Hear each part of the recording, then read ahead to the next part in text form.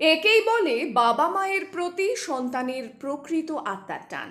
Sub inspector থেকে তিনি police স্টেশনের ওসি পদে উন্নীত হয়েছেন, কিন্তু ভুলে যাননি প্রিয় বাবা মাকে।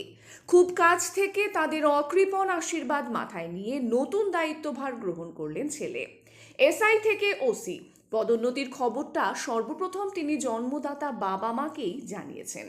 বাবা মায়ের প্রতি সন্তানের বিরূপ আচরণের অজস্র উদাহরণ আজকাল পাওয়া যায়। সেই প্রেক্ষিতে এই ঘটনা অনেকটাই ব্যতিক্রমী। একটু ভুল হলো, এটাই তো স্বাভাবিক হওয়া উচিত।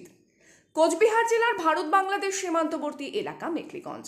মাত্র দুদিন হলো মেখলিগঞ্জ থানার ওসি হিসেবে নিযুক্ত হয়েছেন মণিভূষণ সরকার। তিনি এতদিন মেখলিগঞ্জ থানার এসআই হিসেবে জামালদহ পুলিশ ফাঁড়িতে কর্মরত ছিলেন। জলপাইগুড়ির বেরুবাড়ির দম্পতি কোকিল সরকার ও গীতা সরকারের সন্তান মণিভূষণ। যে মায়ের আঁচলে